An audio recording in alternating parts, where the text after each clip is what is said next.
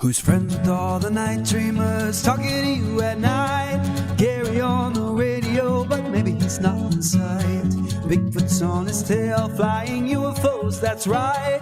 Gary's Talk Show Radio, Wednesday, Thursday, and Friday nights. If you need a friend to talk to, he will always be there. The Night Dreamers Talk Show will fix your despair. If you want to talk conspiracies, Night Dreamers is for you. Top secret case, alien space, it's Gary with the news. Tune in on the radio, don't let Big Brother know. They're listening to everything, even Gary's late night show. If you need a friend to talk to, he will always be there. The Night Show Dreamers Talk Show will fix your despair, because Gary's talking to you at night. The views and opinions expressed by guests on Night Dreams with Gary Anderson do not necessarily reflect those of the Night Dreams Talk Radio Network, its hosts, staff, or sponsors. This show is for entertainment purposes only. Listener discretion is advised.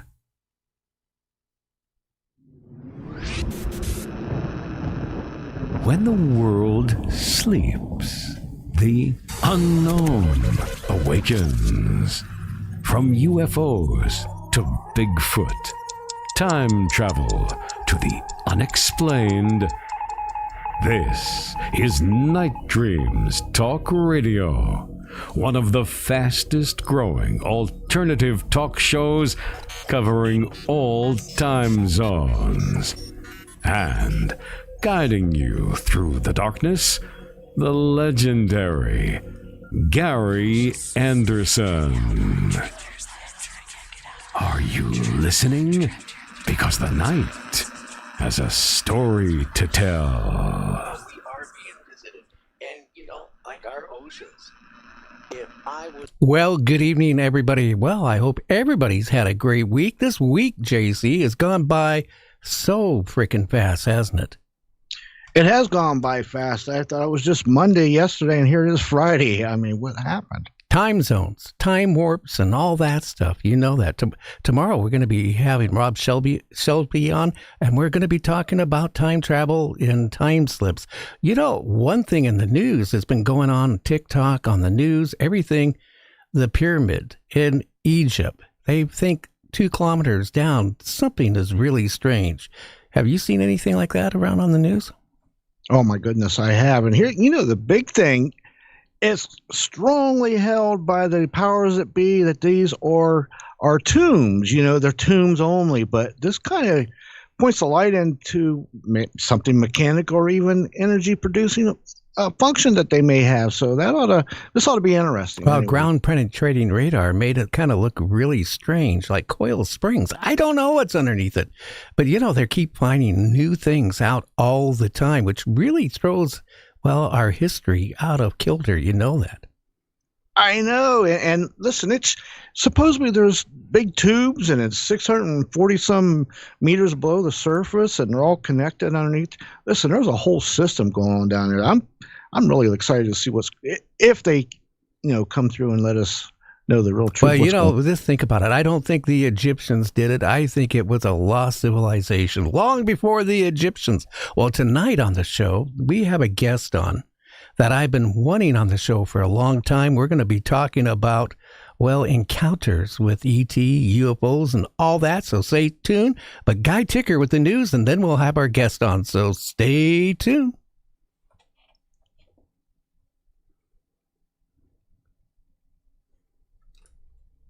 Unexplained. This is the Unseen News with Guy Ticker, where the extraordinary is just the beginning. UAP Whistleblower Protection Act. In a move to support individuals like Jacob Barber, who had a storied career in the Air Force, Representative Tim Burchett introduced the UAP Whistleblower Protection Act. This legislation aims to safeguard whistleblowers who disclose information about federal funding used to study UAPs, ensuring they can come forward without fear of retribution. And that wraps up tonight's top news story. I'm Guy Ticker on the Night Dreams Talk Radio Network. You're listening to my friend Gary Anderson on Night Dreams Talk Radio, the best in paranormal radio. Well, thank you, John. Here's a little information about Dr. Jim. Dr. Jim Segala brings over 30 years of distinguished experience in the scientific and engineering domains, with a focus on designing and constructing sophisticated experimental systems. Holding a Ph.D. in physics and advanced degrees in engineering, Dr. Segala has significantly contributed to research and innovation across multiple fields. For over 11 years, Dr. Segala was a prominent researcher at the Institute for Advanced Studies at Austin, conducting groundbreaking experiments in radiobiology, quantum entanglement, quantum optics, vacuum polarization, and neurobiology. His work has earned him recognition as a leading authority in these areas. Dr. Segala is a familiar face in the media, having appeared as a subject matter expert on various television programs.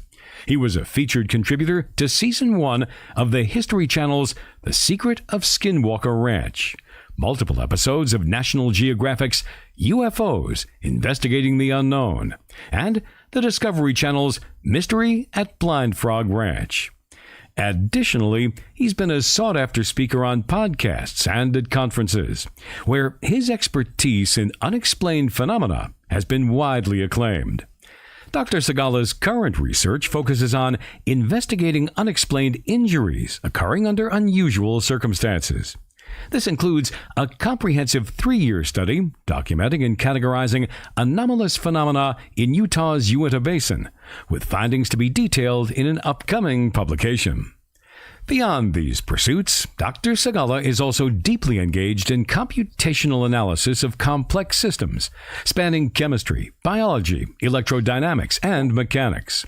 He's authored multiple peer-reviewed journal articles in radiobiology, advanced medical imaging, and other biophysical disciplines, further solidifying his reputation as a leading figure in his field. Well, Jim, welcome to the show. How are you doing this Friday night?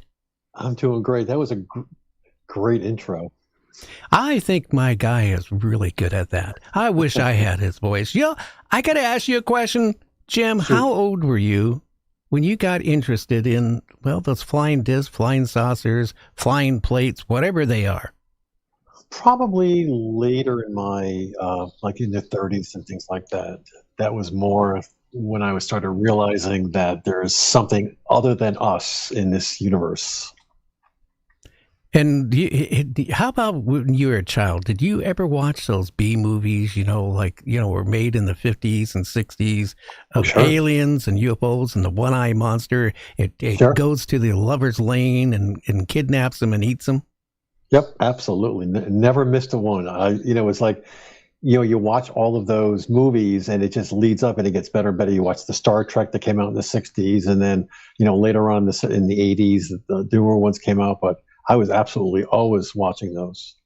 You know, what I find, Jim, so unique about people is when I talk to people about UFOs and ETs, they look at me like, it's still a little strange. But here's the thing. A lot of people still think that, no, there's no life out there. We're not being visited by UFOs. It's all man-made or something like that. But then you look at the solar system, the galaxies, the other solar systems and galaxies, the universe out there. We can't be the only camper in the campground. Oh, you're absolutely right. I mean, there's just so many things on this planet that are evidence that there's something going on that is above and beyond what we know of. If we were able to explain it, then we can actually push that aside, but we can't explain it. So all these things are a possibility that we're being visited. There's people, there's entities here. There's a whole host of things that come to mind when you really can't prove that it's not here.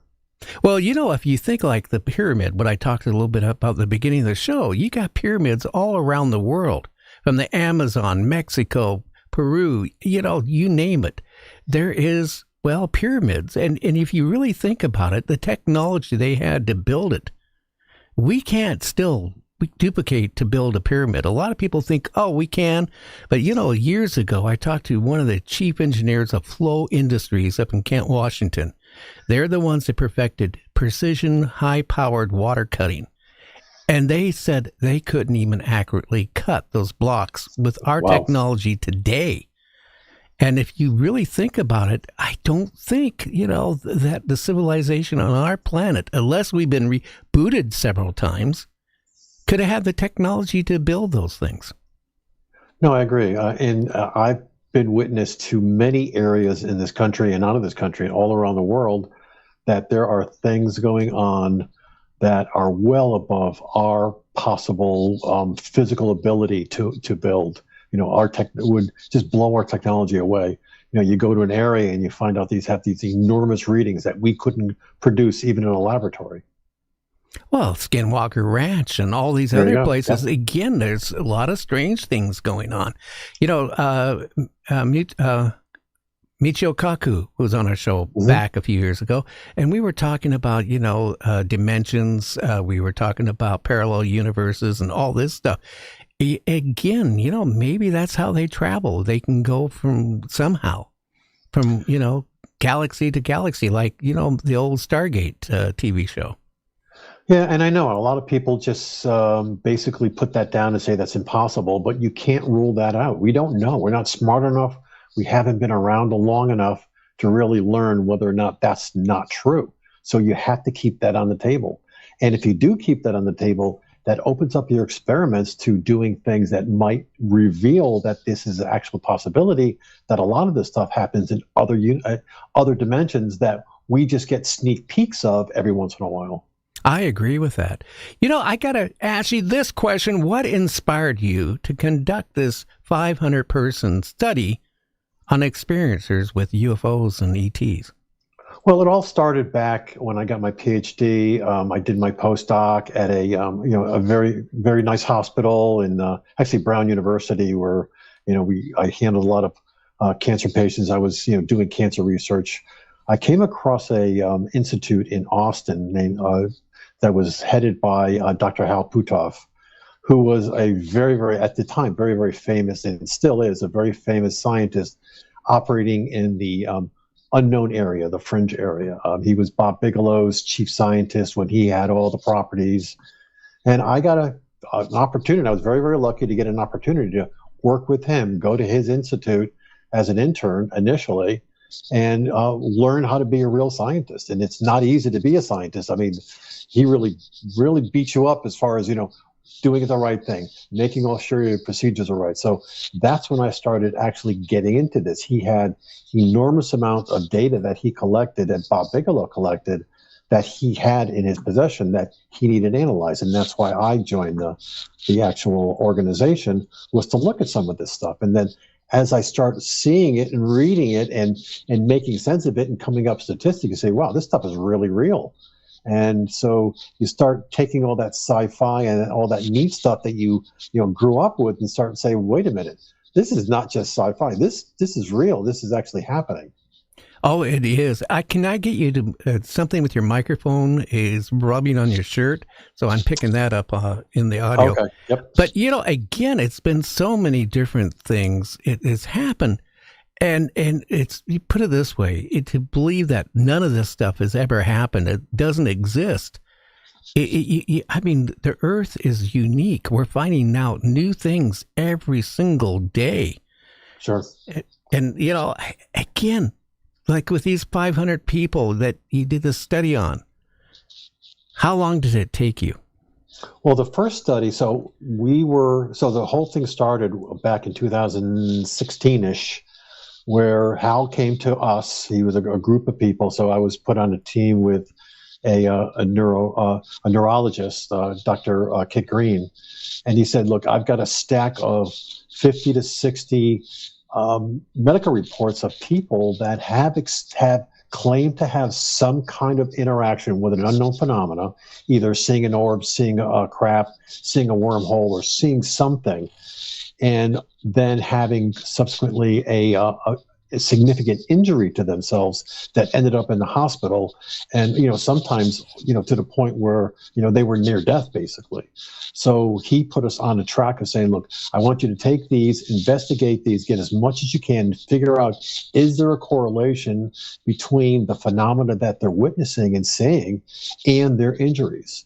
And so that was the first one. That took about 2 years to do. And we came back with actually a pretty amazing revelation that we had a correlation, a good statistical model that showed that when these people actually saw these crafts or saw, whatever experience their individual experience was, they actually then developed symptoms, medical symptoms that were life-threatening in some cases. Some cases not. I mean, some cases were just lesions or rashes or something like that. But that's the one that's the study that put us on the track of saying, wait a minute, there is something very, very real here that we got some really good statistical data to show.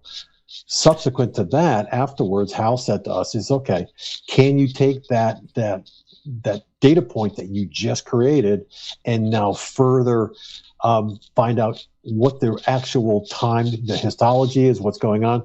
So that's when he gave us enough funding to go grab. We got 50 people out of areas of the country that were known to have a lot of strange phenomena going on, gave them instrumentation that allowed us to record the surroundings. And the reason behind that is that if people had these experiences and then at the same time were getting hurt by some unknown vector, meaning something had entered their body from the outside that they didn't put there themselves, either some energy beam or something, then we could potentially record that with the instruments if we had delicate enough instruments, and then corroborate or correlate their narratives of what they're feeling with what the environment is actually doing at the time. And I got some really good examples of that I could show you later. I would like to find out. Did you use anything like a spectrum analyzer to analyze the frequencies with these people? Oh, yeah. Yep. Yeah, we had a lot of great instrumentation that we provided for each people. So he gave us enough money to instrument 50 people. And we had analyzers, so we looked at the electromagnetic spectrum. We looked at the spectrum all the way up to the gamma. We looked at basically everything. What was the gravity doing? What was the gyroscopes doing? What was the infrasound doing? So at that point that we were actually doing, recording their narrative. So they were asked, these 50 people that we had in the study were asked to, on a daily basis, record what's going on in their lives. And at the same time, the instruments were giving us data continuously. And that's what we were correlating. And we had all this great data that we were collecting at the same time. They were telling us what's going on and with their experiences. Did you detect any RF energy around them or their rooms or wherever the equipment was at? Oh, absolutely. So most of the time, the things that really kicked off their experiences was in the lower electromagnetic, like in the 800 megahertz up to like the 1.2 megahertz area, but then also in the gamma range, the higher energies where they have the ionizing radiations, where that would actually create lesions on their bodies. We saw that when that happened, they also would have very profound experiences. How about any implants? Did any of the people experience like they were thought they were implanted? So there was a lot. So these narratives, we got thousands of narratives from these people. It was great. They were very, very verbose about what they were experiencing. A lot of them had claims that they felt that they had some subcutaneous, something implanted in them, and they felt it, and they went to the doctor. They had X-rays of it. So we actually got sent to us X-rays from these people of objects in their body that were really not supposed to be there. And the medical professionals were like stumped as how did you get this in your body? It's like very strange. So we do have quite a few instances where people would give us this information, and then they would upload their CT or their X-rays and say, look, this is it. This is what I feel I had. Very interesting. Did you ever consult with the late Dr. Roger Lear? No, unfortunately, no. We kind of stayed in our own little group with under Kik with Kik Green and all those guys that Hal Puthoff Very had interesting. worked with. Yeah, very interesting. Because a lot of people that have had implants, there's no scarring, there's no tissue damage around it, and it makes you puzzled. How could they have been implanted if there's not even a scar? Right, and what the most craziest thing, they would have it for a period of time and then it would disappear, which the body, some of the things were big enough that the body really can't carry it away, with its immune system and the way that it cleans up the body. So there was a lot of times when it would show up and be there for a few months and then all of a sudden go away, and they would constantly be sending us their x-rays. Now, again, what part of the bodies were these things at? Mostly near their head, so upper torso, so in the neck region. Never really in the brain section, but maybe in the cochlea, behind the ears, things like that. But nothing in the gray matter. How about nose? Because I heard about people having implants up their nose. And the sinuses are enormous. So our sinuses are, if you ever saw the picture of the sinuses, you say, oh my God, it's like incredible. So a lot of the time there was something in their sinuses. And then, like I said, the attending physician, when they went to the emergency room and said, look, I've got this incredible pain, they would x-ray and this is what is in your sinus cavities? They wouldn't know. And then they would go back later on when their symptoms went away and it's gone. Where did it go? Did any of the people have the object removed out of their body by any doctors? A few. We never saw any. I think what happens at that point is that becomes more very, very private. See, a lot of these people tell us like their most, personal things, and we keep that all very, very, very. We don't let any information out, so it's all HIPAA and stuff like that. But we never actually had. Actually, that's not true. So we did get quite a few things. So we did get quite a few objects that were taken out, and that came to Hal's lab, which went under, we put it under scrutiny to see, is it terrestrial? You do elemental analysis on it to see whether or not it's made up of things that the Earth is made up of. So quite a few times we did get that. In this particular study, we didn't get that. We would shoot those people over to Hal's other scientists. Very interesting. With Dr. Lear, we've had a couple of his people that had implants removed. They were metallic objects, again, surrounded with, tissue that formed around it. But, the bad thing is when they got sent to the labs, all of a sudden it would get lost.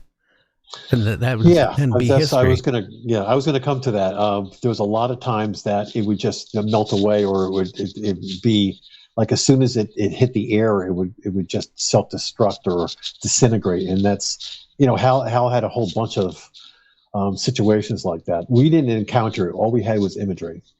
How about the people that, you studied when they sleep at night? Did any of them have any lucid dreaming or any experiences of contact with ET or being taken aboard a craft? So, actually, I can show you some data that was collected. But yes, a lot of the times when they're in their quiet period, that people are sleeping and things like that, that's when a lot of crazy things start happening to them, where they would wake up like at 4 o'clock in the morning with these incredible experiences. Like they would actually feel that they were abducted or left. Their body would, maybe not abducted physically, but maybe their psyche has been removed, or their innermost being is removed and brought someplace else, and they spend some time someplace else. And then when we would go back and check the actual instruments that were, next to their bed or maybe in another room, we would see enormous spikes in one of the channels. And we know at that point that these people were actually earnest about what they were saying. Well, again, it's so many people, that years ago, you didn't hear about a lot of people saying that they were abducted or taken aboard a craft or had visits or implanted. It seems like in the last probably 10 years, a lot of people are stepping forward. My question for you on this is, any of these people that you examined and did the study on have missing time? And did they recall what was happening during the missing time? Like what they were doing before the time started being missed? So most of the narratives that we got back, and like I said, we have thousands of these things because we had 50 people for 3 years. Every day they would give it to us. A lot of them came back with, I went to a catatonic state. And when I woke up, all of a sudden I had written down all this information in my book, or I heard, I was able to recite some foreign language that I had no idea. Or I left my body and I felt I was talking to somebody that was in the future or somebody that was in the past. So a lot of times they would go into a deep trance, a catatonic state almost, and actually have this experience, very vivid. That's not all the time. Sometimes it's, maybe it's a they'd be sitting there in the chair and all of a sudden they would get this feeling. That's one possibility. But a lot of times they would actually claim that they would wake up, walk downstairs, and their family would say, where have you been? It's 2 hours later. That's interesting. Again, like, have you ever in yourself experienced missing time? I know there's been times in my life that I've been in my car and I know how long it would take to go from point A to point B. I found myself at point D, 30 miles away, with no memory of how I got there. And I got there and I going, oh my God, how could I miss the turn, let alone about 36 turns to, Right. Have you ever had that ever happen to you?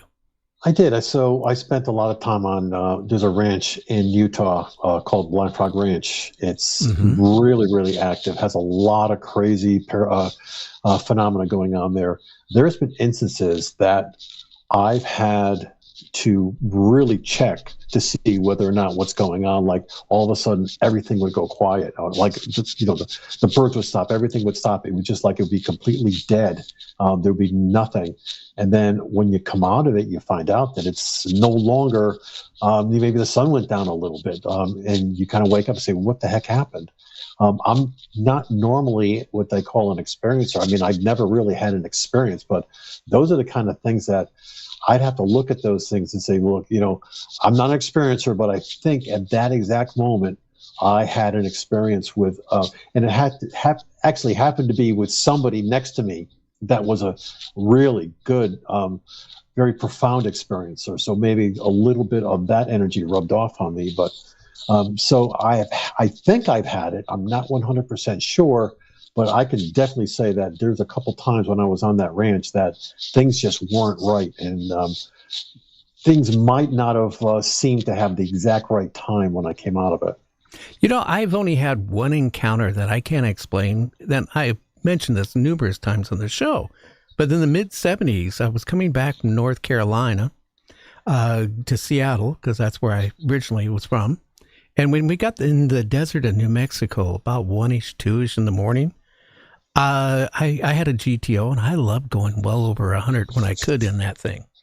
And all of a sudden, it lit up all around the car, brighter than daylight. And the first thing in my mind is, oh my God, I'm going to be arrested because I have just enough money to get home for gas and no money for bail. And I figured how I'm going to explain this. So I figured it was a police helicopter. So I pull over and I sit in the car for a minute and I get out. And it's dead silence. Not a peep. You couldn't hear nothing. It was just totally dead. And no crickets, nothing, right? Yeah, and the light was so intense that I could barely see. And then, poof, it was gone. Now, years go by. Two things happen. One is I went to the doctor. I had to have surgery.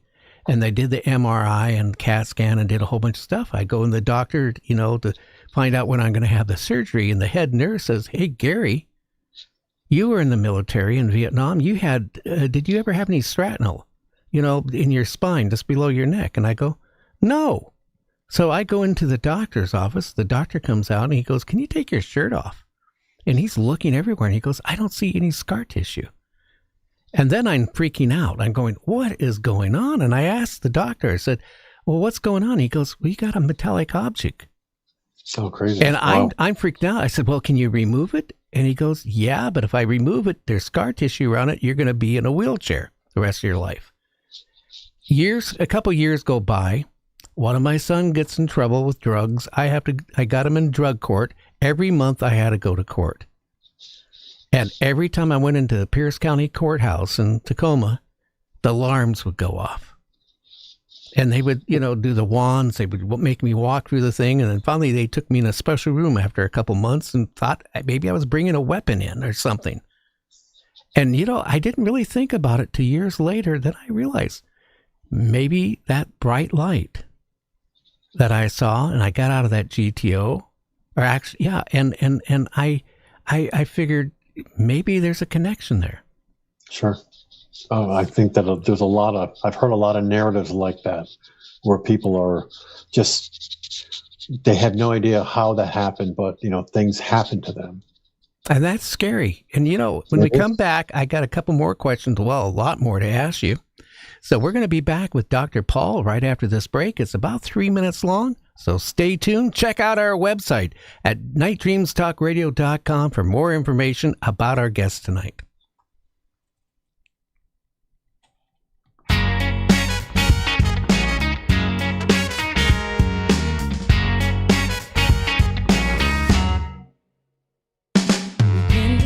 For a long, long time, time goes by so fast. Baby, it ain't been long enough to forget how it began.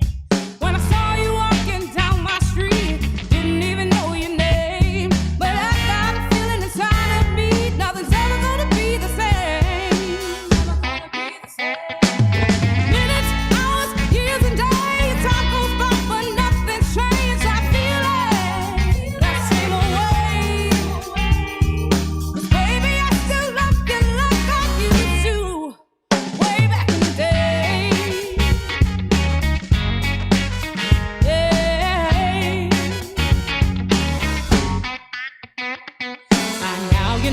Baby, even better than I know myself. And I never see no reason for me to want nobody else. Now we've been through some change. 2025, a year of false flags or impending contact. Do narratives hidden in the Bible and indigenous stories reveal what happened last time humanity was in contact with extraterrestrial intelligence? From international best-selling author Paul Wallace, The Eden Enigma and The Invasion of Eden.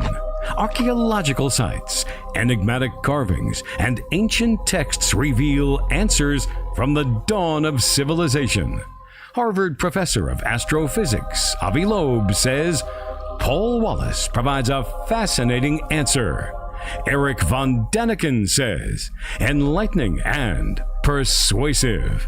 The Invasion of Eden and The Eden Enigma. Available now on Amazon.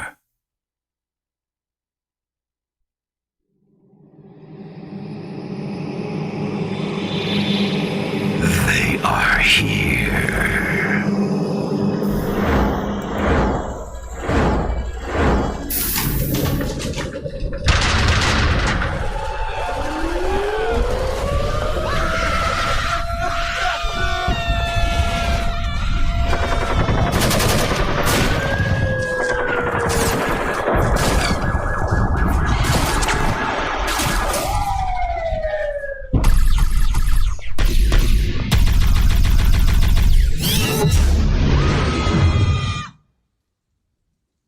You are tuned into Night Dreams with the legendary Gary Anderson. And we're back with Dr. Jim. Yeah, I apologize. I called you Paul. I'm thinking about the next ad. It had a run, and I want to apologize. But, Fine. Again, there's so many things we just can't explain what is going on here with people, claiming that they've been abducted. And there's a lot of proof that I think that we can prove that people have, like Whitley Strieber, all that. And I've had a lot of these people on that, I can't dispute what they're saying. But have you ever had any of these people that you examine in this study go under hypnosis? With a hypnosis? I can't even talk here now. Being hypnotized, how's that? So at some point we had people remote viewed. We had people talk to psychologists. We had people going through. So just to back up a little bit. So when we were put on the mission of trying to understand what this phenomena is and how it relates to people getting injured, we were told that we need to follow, very, very strict scientific methods, because if we were ever to publish this, it's going to be scrutinized by all sorts of people. So, you stick with very, very good scientific methodologies, and you go through it and you try to collect as much good data as possible, having people talk to psychologists or sociologists and people that can, pull this out. So yeah, we've had people actually talk to individuals that could do that kind of thing.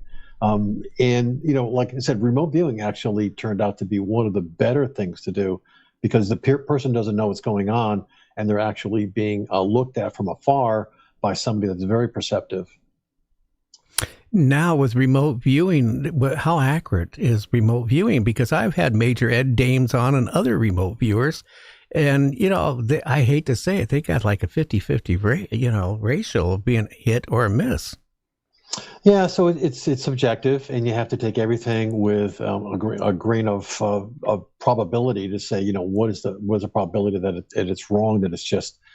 But there is when Hal, of course, I don't know if you know this, when he worked for SRI, he started the remote viewing program for the NSA and CIA. So he was like at the very, very beginning, and he had some of the top people that were, that did remote viewing. So he was actually in the mix during I guess it was the 70s and the 80s, when that was a big thing for the CIA. And he got results that are in the 70s, 70 percentile, things like that. But when you say, okay, can you remote view a particular person, you don't really take that as rote. You basically try to see whether or not there's any correlation between what the people are saying and what the remote viewer is saying. It's all you really want to do is say, is this person actually, doing this, having these experiences? So you get that that correlation. So you don't need an extreme amount of accuracy. You just need indications that whether or not this is somebody that, they're making this up or not making this up, or, maybe they hallucinated. Well, again, there's a lot of people think that these encounters are not from ET, that maybe it's our government, our military, experimenting. Have you checked into any of that? So I was involved in the Havana syndrome incidents. So when the people came back, those 50 patients that came back from Havana that actually had that experience where, they felt that, there was some kind of instructions given to them, and they had some significant injuries. We were put on a team that actually looked at a lot of those people. And it was fairly obvious that there was some kind of external. In fact, the National Academy of Sciences later on published a paper or a big article or a big study that said that there was actually some type of energy beam that entered their body from some external source that made them have this condition. So, in fact, I believe that there is there's some possibility of some other, maybe not our government, but another government, but it's fairly unlikely. And they said, in the study, they kind of indicated that they didn't feel that it was any kind of other agency like another government or somebody that has sophistication. They felt that it was just way beyond our abilities to do anything like that. And that was from the National Academy of Sciences and, some other further studies that went on. So is it our government? Not very likely. We probably would love to have that kind of thing, but I don't think we're very much near that. And just to give you a little bit more information, I had briefed a lot of the people in Washington who would call in scientists just to have a roundtable, throw out ideas. And you find when you talk to these people, I mean, these are the people that protect us. They're the people that are responsible for understanding the risks and the dangers to the population.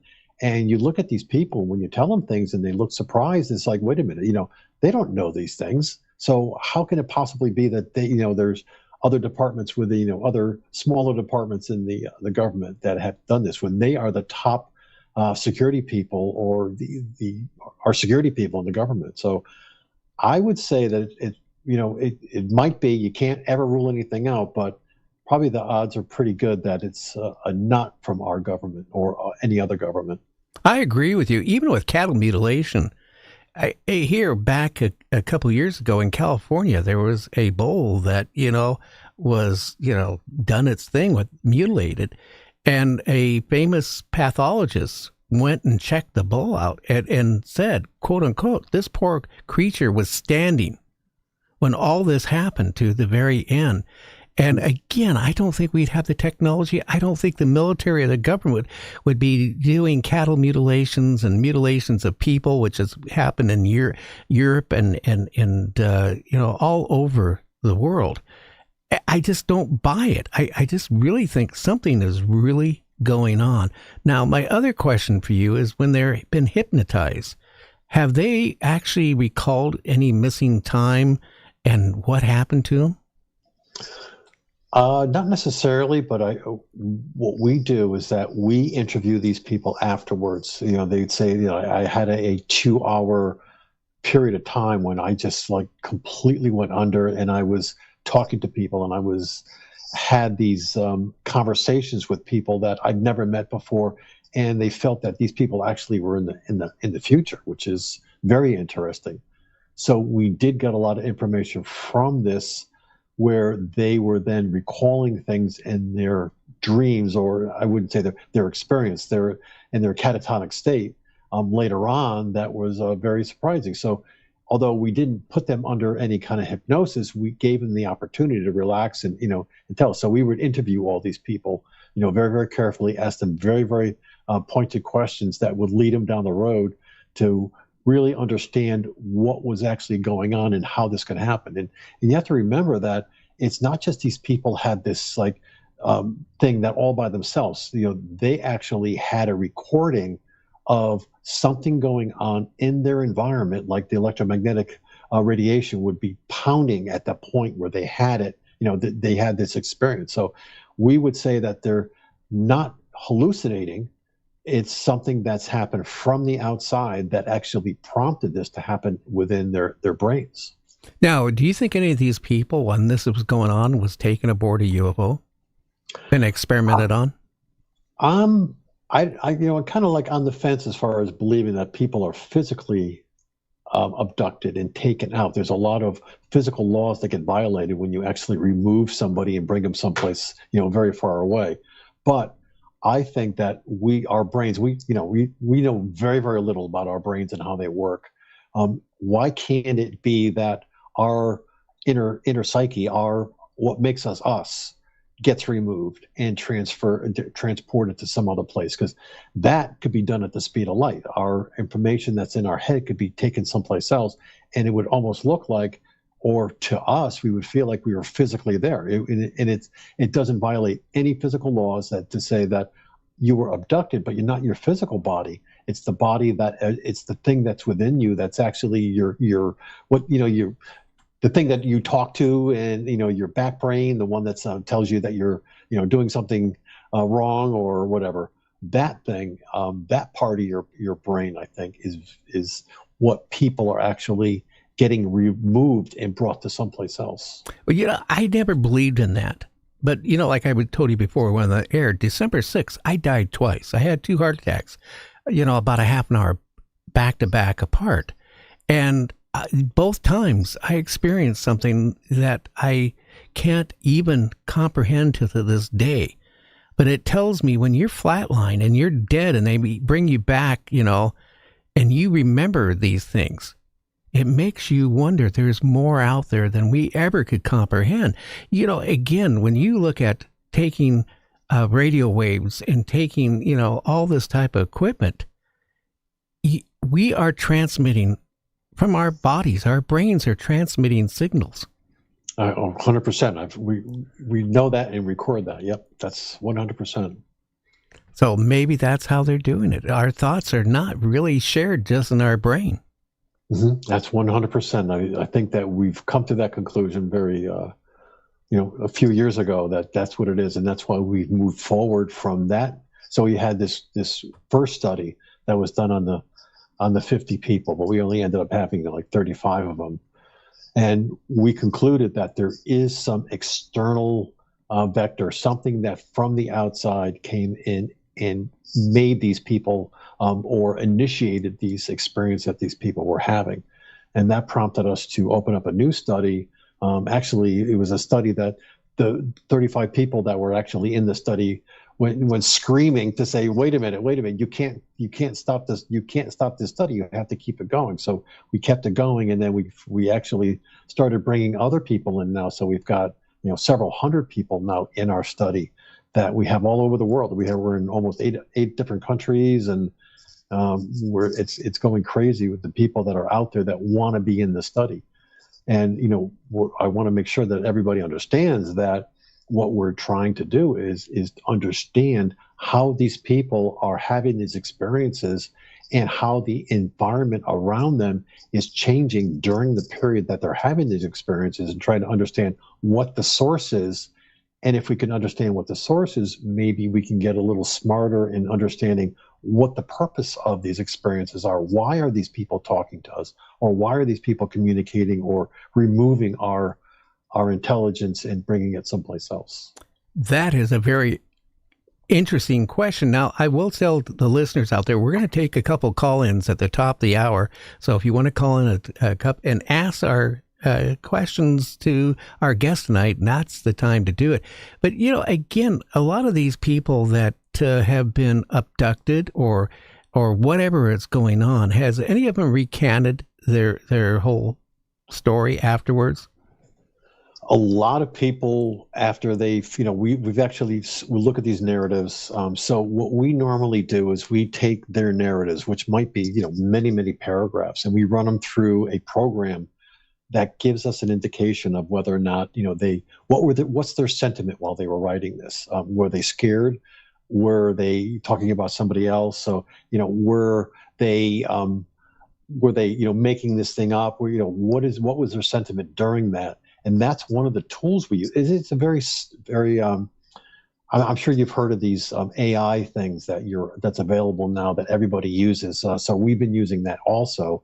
And it's always that these people, we gauge whether or not these people are actually talking about something that happened to them by using these AI tools and things like that.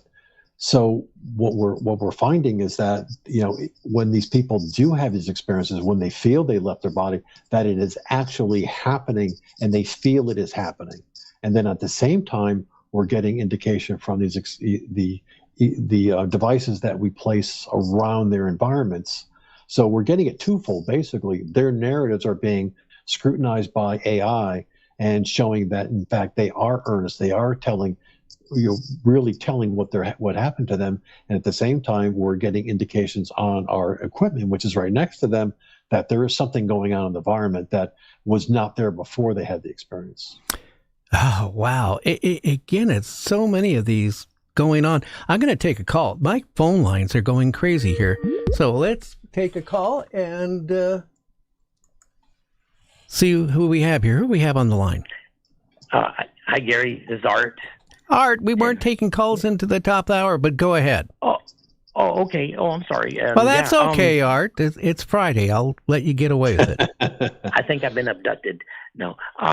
Yeah, Jim, I did have a question. Is that so? A couple of times I've had experience with myself, but others around me that had, when the object came out, they passed out. And I was awake watching it while they were knocked out. And then myself, I saw an object, and I ended up looking at it and trying to stand there and watch it. And I ended up 3 blocks down the street, waking up with my seatbelt on in my vehicle at 3 blocks down the street, and woke up. So my question is, are those kind of abductions anything to do with being, again, what could they have done to me, or is that just something that's part of an abduction in a sense? No, thank you very much. Well, that's a really good question, because that brings up the whole idea, is that, are you physically being abducted? If you're still in your car bolted in, or strapped in, and your car just ended up a little bit farther down the road, but you felt that you left, so it's a good indication that you might not have physically been abducted, but what your intelligence was, that thing that makes you think and see and hear, might have been brought someplace else, because you might have had some type of experience that was not on the road from where you were to down the road where you woke up. So, I would say that it's a lot of times that you don't really know what's going to happen when it happens. And one of the reasons that the people that were in the study liked being in the study is they got the confidence that they won't go into a catatonic state when they're in their car driving and, end up like hurting somebody. They really started to use this whole study as a way to reassure themselves and really deal with it. Human beings are notorious for being able to get used to anything. So they basically, after a period of time, was able to get used to it by this. So again, that's not a very uncommon thing. I've heard that on many, many situations, hundreds and hundreds of times, where people would wake up in a different place and they didn't know how they got there, but they felt that there was something happened to them in the period of time from when it started to when they actually woke up. How about the people that claim that the same issue, the lost time, and then they find themselves, well, hey, their clothes are on backwards, or their pants are on backwards, or the dress is on backwards. A lot of people have claimed stuff like that too. Yeah, and well, one of the profound things that we have, and we have documentation. So when anybody does this, make these claims, we actually ask for actual physical evidence. A lot of times, we had like thousands of these narratives brought to us, and they would say something, and we'd say, they woke up and they wrote down in a language they did not understand a complete story about something that they read. So he said, well, would you send it to us? So we would get it and we would give it to somebody to have it translated and find out it's a language that hasn't been spoken for 500 years. So we always try to get as much data and proof that these people are earnest and actually doing these things. So that was part of the scientific method, is actually getting physical evidence that these things are actually happening. So when they make the claim, we would say, would it be possible to get this, or do you have a recording? When a lot of times they would record while they're there, so they would send us a recording. So we have all this data that we've collected. Some of the people, and actually it's been quite a few people through the years, have told me when they had these type of encounters or claimed that they were abducted or taken aboard a craft, after they were prodded, poked on, or what have you, they got a vision or a warning about our planet. Has any of these people have any of that type of warnings that were told to you? Sure. So that's a very typical thing. So again, we had 50 people. Now we have way more than that, but we had these 50 people that were telling us their narratives, very, very strong experiencers. And they would say that, they had a strong feeling that something happened to somebody or something was going to happen. So a lot of that type of thing that they had these experiences about. Sometimes it didn't happen. Sometimes it did happen. But there was always this, I felt that something was going to happen. I talked to somebody in the future that told me something was going to happen, or somebody in the past that told me something did happen. So there was a lot of those kind of things. So that's the big question. It was like a really crazy thing that, when we got into this thing, we didn't really understand why these people were getting communicated with. And then all of a sudden we started realizing that, wait a minute, they're getting told information. Maybe sometimes they don't understand the information, but they're being told information about what's going on in the future or the past or whatever. And that's one of the reasons that they're being communicated, or they're having these experiences. What type of warnings did these people through, your study tell you that they were told about? Well, what do you mean as far as warnings coming? Like future warnings of our planet, our society. something's gonna happen at some point down the road. Maybe a train thing or something like that, or usually more of a benign thing, like this person would call them, or this person would get hurt, or somebody in this foreign country that they didn't even know, they would like say, this person was supposed to do some amazing thing or something like that. Did you ever follow up on any of those to see if they were? Always did. Yeah, always did. We tried to gather as much information. So again, we were trying to have strict scientific methods. So we always followed up when somebody said that, this. So we tried to get as much information as we could and try to correlate that with actual events that took place. But it's difficult to do because it's all in the future or, maybe deep in the past. Well, some of them, did any of them come true that their warnings they were told? Lots of them. Yeah, lots of them. Any of them, any you can remember that you can relate to the listeners? A lot of times what they say is that somebody they felt that they hadn't seen in many years is, suffering some kind of ailment. And then a couple of days later, the person would call. A lot of that kind of stuff. So it's more personal stuff. And that kind of makes you believe that, this entanglement thing is not the craziest thing people ever have. Are we entangled with other people? So when we spend time with people, we get entangled. And then maybe that's part of this whole information that we're getting, is that it might not be an extraterrestrial type of thing where somebody from the outside, some intelligence is doing it, but maybe just our physical makeup, the physics of us being here allows us to have these connections with all sorts of things.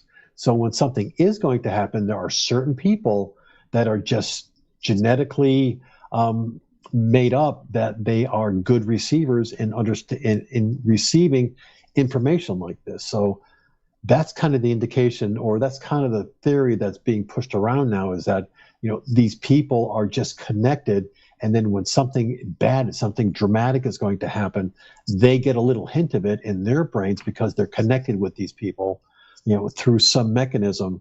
And it might not be a direct communication, but they get the feeling something's wrong, and then all of a sudden, something ends up being wrong. And so we have maybe hundreds and hundreds of instances like that.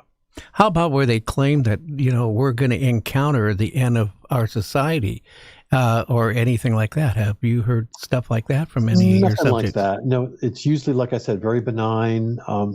Basically, very good things, or maybe somebody's going to end up getting sick or something like that. How about physical marks, Jim, or burns or scars or anything like that with any of these people?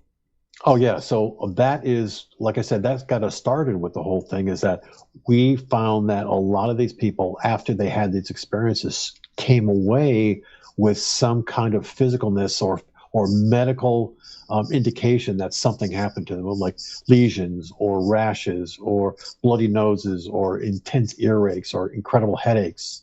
When I talk about, I mean, like all over their body.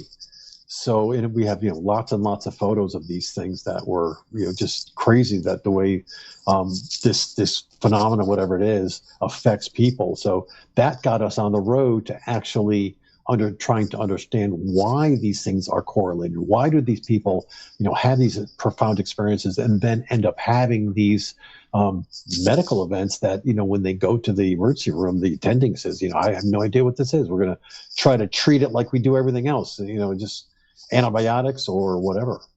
We talked about, lost time and stuff, but how about time distortion, where, hours feel like minutes and minutes feel like hours? Have any of these people had that? Sure. I mean, that's the whole idea of being in a catatonic state. You basically go into an area and you wake up and it's like, wait a minute. Sometimes it's like 4 hours goes by, but sometimes only a few seconds goes by, and you've had this very, very profound experience where a lot of things happen, and it just wouldn't fit into that time frame. And it goes back to, are we looking at a dilation of our space-time metric where we get into an area that, maybe we're dilated a little bit and our time slows down, and we're maybe or in another dimension where time is, speed of light is, actually speed of light is always the same, but our time is actually slower. So, all these things are on the table. You can't take any of these off the table, and because there's no proof that this is not something that happens. Yeah, boy, this is getting deep, isn't it?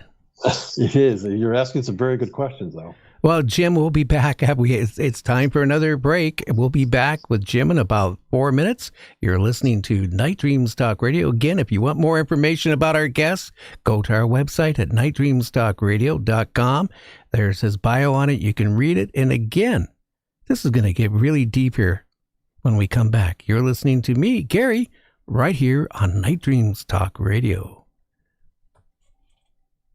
With you, I can be sad with you. Just take my hand and fly up through the dreams where the skies are so clear. With you, I wanna stay with you. With you, I love the way that you love me today. Let's run up through the fields where the sun shines and heals. With you, I wanna stay with you. It's been so cold since you have been gone. Like I was told, you're the only one. Hey, this is April, the psychic housewife of New Jersey. Listen to Night Dreams Talk Radio with Gary Anderson. Time slips. A haunted office building on a haunted street. A haunted coal town. Mysterious black cats. Unexplained light anomalies. UFOs, UAPs in the air and on the ground. Bridges in liminal spaces. Cryptids, shamans, and a werewolf. Disclosure. You don't need a ranch in Utah. All this and more happens in rural southwestern Pennsylvania. Now available on Amazon from author Kevin Paul. Politics and the Paranormal in Greene County, Pennsylvania. Read this captivating book as soon as you can by author Kevin Paul. You are listening to Night Dreams Talk Radio Network, the home of Night Dreams Talk Radio, with Gary Anderson, syndicated worldwide. Paranormal Talk Radio, like you remember. And we are back with Jim. Jim, we got another caller. Let's take the caller and find out their question. Go ahead, caller. Hi, this is Barb. Hi, Barb. How are you doing on a Friday night? I'm doing okay. How are you doing? I'm doing great. I'm drinking coffee before going to bed. Is that a smart move? I guess it depends on who you are. I'll be up all night. Okay. You have a question for Dr. Jim? Well, I can't. All the questions that I thought of throughout the show, you already answered it right after I thought of it. So I don't have any questions, but I just want to thank you for coming on here and sharing all this good information with everybody. Well, I'm glad to do it. Can I ask you a question, Barb? Have you ever thought you had an ET contact? Have you ever seen a UFO? Have you ever thought maybe you were abducted in your life? Have you had any of those? No. My experiences were more with the paranormal spirits. Well, you know that we think could be spirits might not be what we're thinking they are. They could be something else. Remember that? Yeah, that's a good theory. That's one theory. Well, thank you Well, for calling in. And do you want to say something, Jim? I'm sorry I interrupted Well, I you. just want to make sure everybody understands that just because you have an experience and there's no UFO around doesn't mean that there's not something that's in your environment. So some people say, well, we only believe in UFOs. We don't believe in all this other stuff. I said, we have an indication that there are things that happen to you, like you have these experiences or you feel these paranormal situations, and you say, well, there's nothing around, so therefore it has to be just be in my head or something like that. I would discount that completely, because we have evidence that on our devices that things are going crazy when people have these experiences, so something's making it happen. Okay, thank you very much. Thank you, Barb, for calling in. Yeah, again, I sometimes, when people think they're seeing ghosts, Jim, maybe they're not seeing ghosts.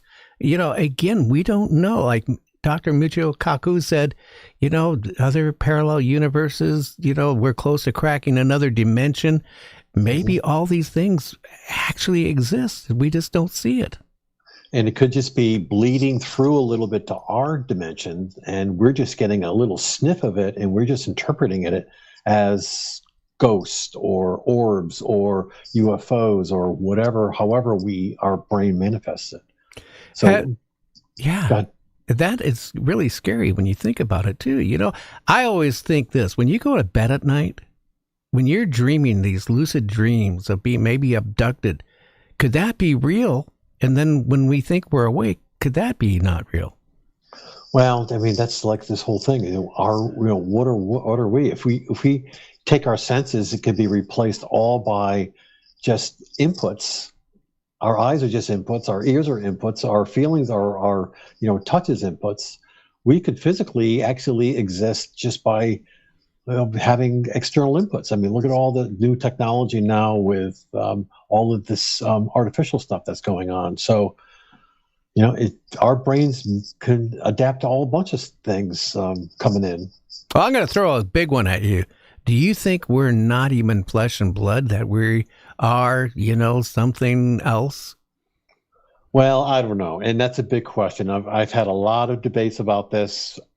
My opinion is, well, first of all, from a scientist point of view, I can't take anything off the table because it's very possible. But as a human, I would say I really like having my cells and being around and walking down the street and walking the dog. So I would hope that we are real, but you can't possibly rule it out, because how do we know? We have no idea if we're just avatars or we're whatever.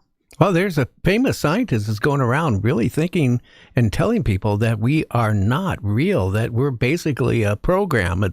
It's running. Maybe ETs wiped out the Earth and wanted to give us, our memories, and we're just running as a program. Yep. Every once in a while, I get that thought in my head. Is, wait a minute, are we just like in this video game or whatever? Well, the reason why I say that, Jim, is that, I've talked to people. I had a time slip one time. A lot of people through the centuries talk about time slips where they all of a sudden they're driving and all of a sudden they come to a town or whatever. It's 20, 30, 40 years back in time. And they're there for a while, and then they drive off, and then they want to go back, and it's not there. I mean, that's been reported all around everywhere around this world. So sometimes I wonder if we're just a program that's running, and there's a glitch. However, we've had that happen on probably. So again, we had these big studies with all these people. That narrative, the exact narrative, has come to us probably 30% of the time, where they just felt that they were someplace else. But what the good scientific method tells us is that if we can then take another instrument, not their narratives, another instrument, and correlate something that changed while that happened, then it's very possible that those people didn't make this thing up. They actually, something happened to them. I don't know if they left, but something happened to them at that point. I'm going to tell you a real quick story if you don't mind. No, I'd love to. Okay, years ago when my kids were young, they're getting in their 30s now and 40s. But I used to be an avid photographer. I still, between talking and taking pictures, that's my life.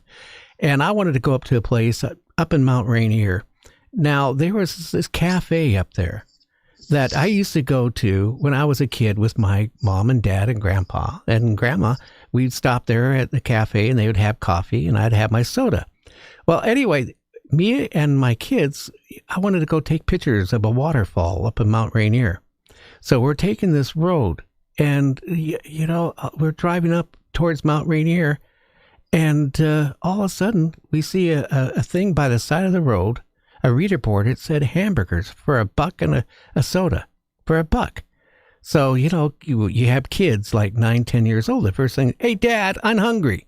So we pull into the parking lot. And the place looked familiar to me, but, because, again, it was when I was a kid, we used to stop there. And all the cars in the parking lot, Jim, were old. They were like 10, 20 years old. Nothing new, nothing current. And we go into the cafe, and there's a bunch of people.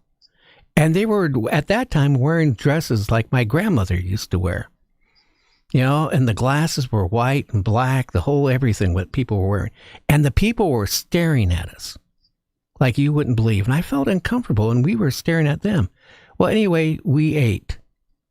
And, and then we left, and I went and got my pictures. Well, a week goes by, and I figured, I want to go back there again. Naturally, my 2 kids, Richard and Scotty, said, I want to go too. So we're going on the same road, and I can't find the cafe. Wow. I went up and down that road 3 or 4 times, and then I stopped by the state park. There was a store, and I went in there, and I said, hey, down a mile or 2, there was a cafe. And the lady turned bright red, and she said, that place burnt down years ago. That's incredible. And that is a true story. And I that's why I wonder if we are not really flesh and blood and we're running a program, or somehow there's a time distortion. Very possible. Time distortion, that kind of fits more into what I would say is more physical. But yeah, that's a great story. Well, just think what would have happened if we would have stayed there too long. Yeah, you would have gone. I would have got out of my marriage. No, anyway. But, that is really scary. Now, getting back to the subject, I'm sorry, my brain kind of at my age goes every which place. Has any of these people that you have had in the study experienced the same thing, where there was multiple people that experienced exactly the same thing?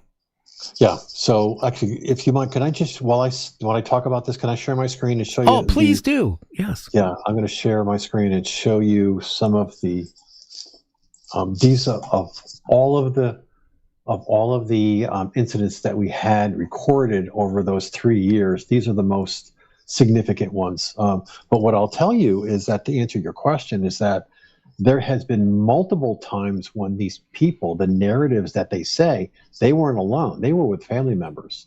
And the family members, some of them did not, or other, not just family members, but other people.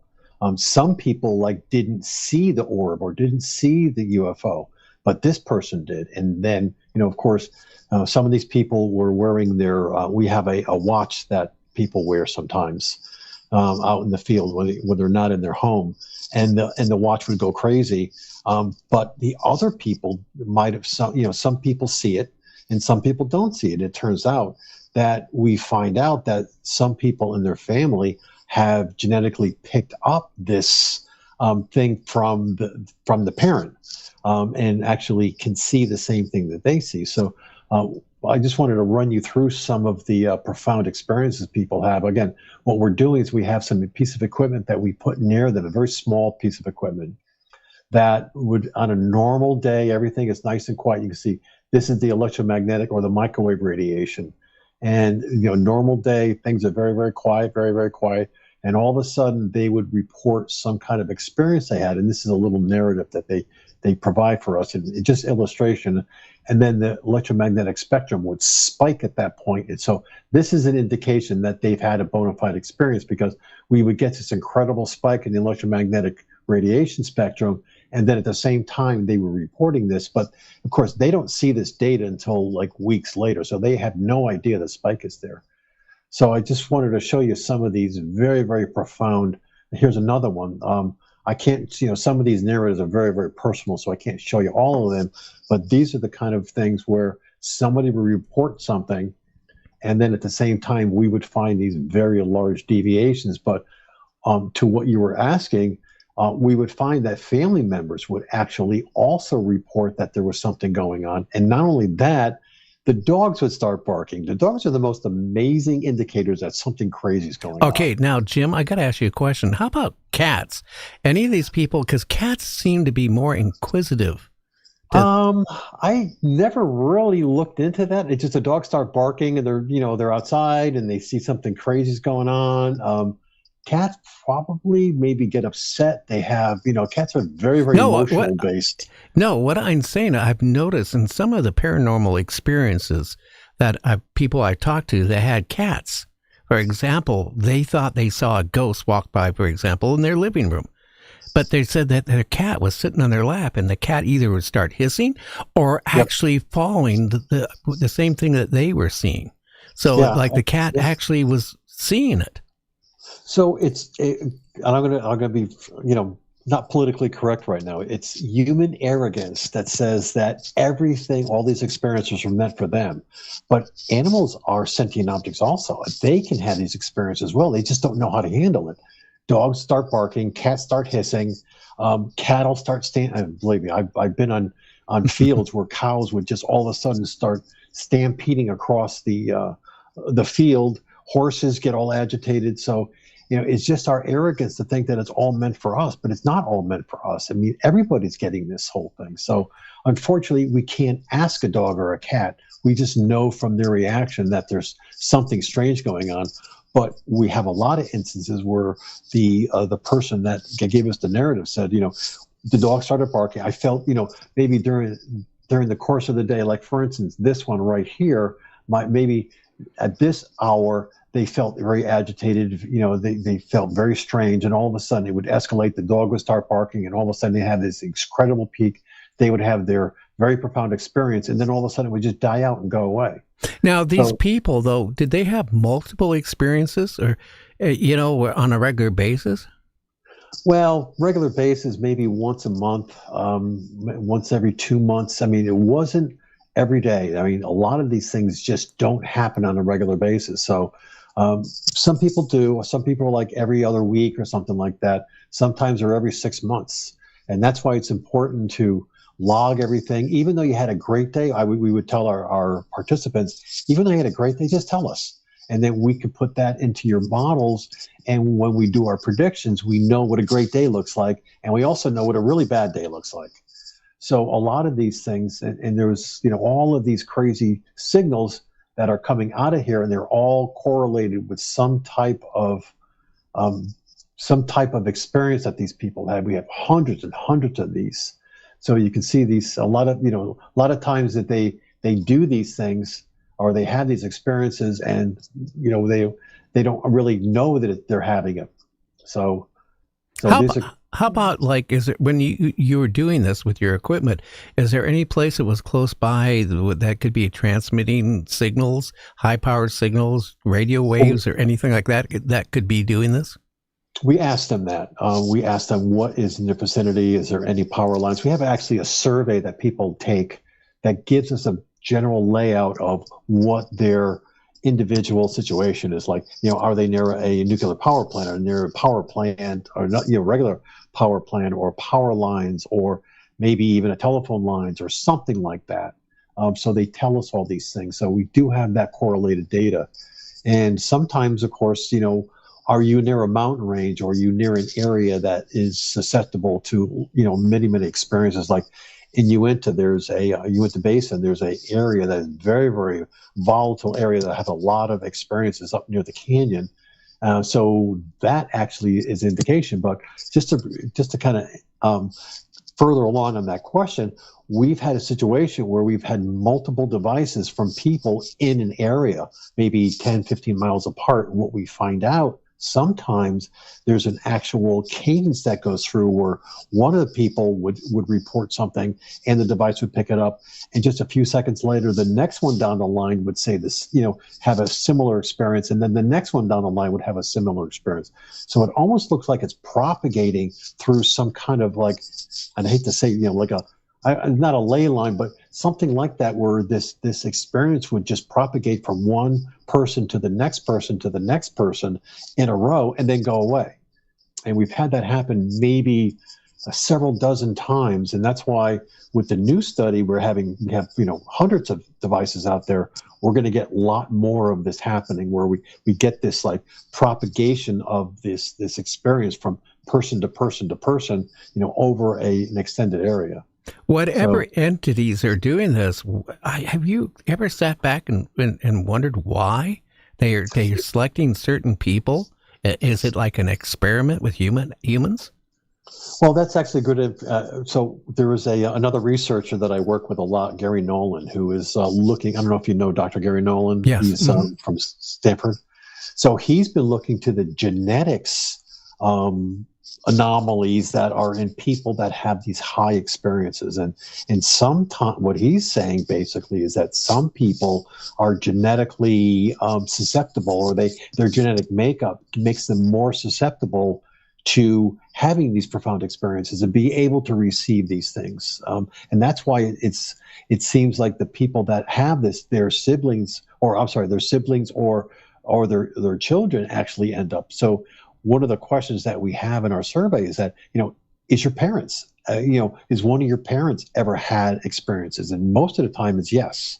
So it's something that's handed down over the years. So it looks like there's some people that just are good at this, just like some people are good at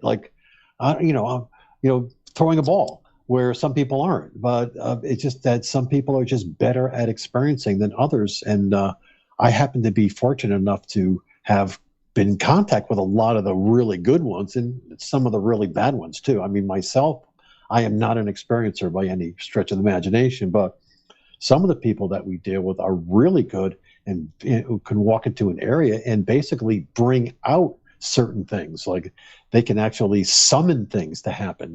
Which is very, very interesting. How about the people that can actually say, okay, I'm going to point at the sky and a UFO is going to appear? There's people that claim that. What do you feel about that? Well, yeah. So there was Russ Colhart actually interviewed me not too long ago about somebody that claimed that actually was happening. In fact, you mentioned him in one of your earlier things, like Jake. You've heard it? Yes. Yeah. So he claims that this is happening, and he has a research going on to actually make that happen. And I would be amazing to actually have him bring that, because anytime you do scientific experiments, you want to control your environment and you want to make things happen. It's very difficult to make things happen because these experiences only happen like every couple months, or even longer than that sometimes. So it's not really conducive to good statistical data collection. But if these certain people are able to make these things happen, that's a game changer. So I'm very excited about this. Now, again, can I get you to turn your camera back on? I'm going to turn off my sharing. Now, the other question I have is, what is your take on UFO disclosure efforts and how it relates to these experiencers? I mean, from the government, from the U.S. government. Yes. So I've been in the mix with these people. They've asked us about it. So when the Tic Tacs happened, back in this, 2018 area, and even they called Hal in, Dr. Putoff in to Washington to get his take on it. And I joined them, and, we would sit there in a room and they would ask us questions, and they were just as confused as we were about what are these things are and looking at the data. So they were asking our opinions about these things. So, so they're probably in the same boat that we are. So they're disclosing these things. They're confused about what the meaning is or what the origins are. But, they've got cameras in the sky. They got airplanes going around all the time. Some of the pilots, just regular commercial pilots been reporting a lot of these things, like the social media that has opened this up incredibly. They're reporting a lot of these instances now. So a lot of the things that were like a no-no to actually bring out actually are coming out now. So we're getting a lot of great data. Again, with all these people in the study, has any of them ever claimed to see, well, a hybrid human or an ET?